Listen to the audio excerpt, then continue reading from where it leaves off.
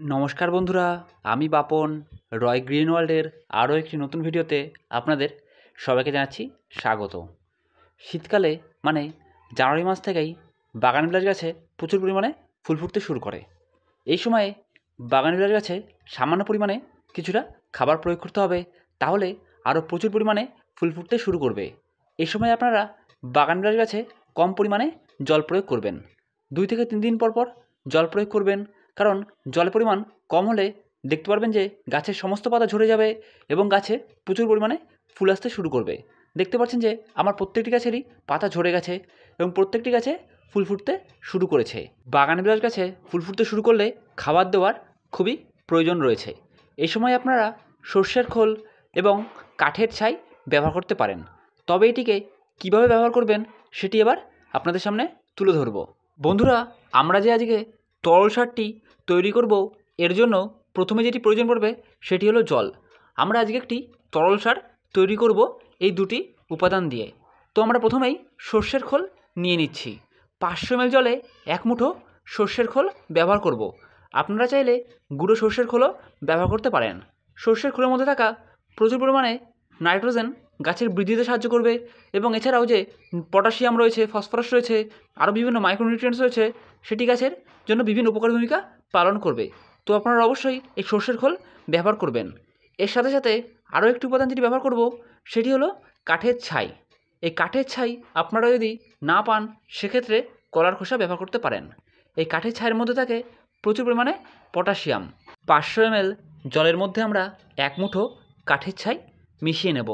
তো বন্ধুরা, আপনারা অবশ্যই 500 ml জলের মধ্যে সর্ষের খোল এবং কাঠের ছাই মিশিয়ে নেবেন। তরল সারের মধ্যে থাকবে নাইট্রোজেন, পটাশিয়াম, ফসফরাস এবং বিভিন্ন মাইক্রোনিউট্রিয়েন্টস। এটি প্রয়োগ করলে গাছের বৃদ্ধি যেমন ভালো হবে, ঠিক তেমনই গাছে প্রচুর পরিমাণে ফুল ফুটতে শুরু করবে। তো আপনারা অবশ্যই এই তরল সারটি তৈরি করে নেবেন। এছাড়াও এটিকে আরও একটি উপায়ে গাছে ব্যবহার করা যায়। এর জন্য আমরা প্রথমেই টবের কিনারা বরাবর মাটিটি খুঁড়ে নেব এবং এর মধ্যে এই সারগুলি মিশিয়ে দেব। এটিকে আপনারা বাগানবিলাস সহ যে কোনো গাছে ব্যবহার করতে পারেন। তো বন্ধুরা, আপনারা টবের মাটিটি ভালো করে খুঁড়ে নেবেন এবং এর মধ্যে সামান্য পরিমাণে সর্ষের খোলের গুঁড়ো মিশিয়ে নেবেন। 10 ইঞ্চি বা 12 ইঞ্চি টবের ক্ষেত্রে 1 চা চামচ মতো সর্ষের খোলের গুঁড়ো মিশিয়ে নেবেন টবের কিনারা বরাবর। কখনোই গাছের গোড়ায় ব্যবহার করবেন না। এরপরে 1 থেকে 2 চা চামচ কাঠের গুঁড়ো ব্যবহার করবেন এবং এরপরে ভালো করে মাটিটি মিশিয়ে দেবেন এবং জল প্রয়োগ করবেন। বন্ধুরা, আপনারা যে কোনো উপায়েই এই সারটি গাছে ব্যবহার করতে পারেন।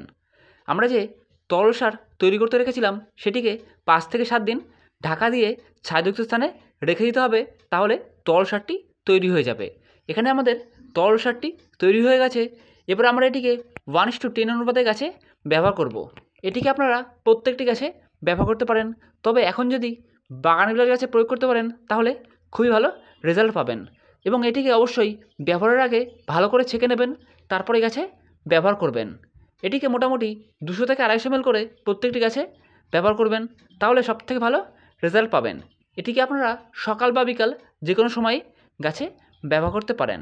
আমি বলবো এটিকে 15 দিনে অন্তত একবার করে গাছে ব্যবহার করুন, তাহলে সবথেকে ভালো রেজাল্ট পাবেন। এবং এই সময় অবশ্যই বাগানবিলাস গাছে কম পরিমাণে জল প্রয়োগ করবেন এবং গাছে ফুল ফুটে যাওয়ার পরে 10 থেকে 12 দিন পরে ফুলগুলি ফেলে দেবেন, তাহলে আবার নতুন করে ফুল আসতে শুরু করবে। বাগানবিলাস বা কাগজ ফুল গাছ হলো সবচেয়ে কম পরিচর্যার গাছ, তবে আপনারা যদি সময় মতো সামান্য পরিমাণে কিছুটা খাবার প্রয়োগ করতে পারেন তাহলে এই গাছ থেকে প্রচুর পরিমাণে ফুল নেওয়া সম্ভব।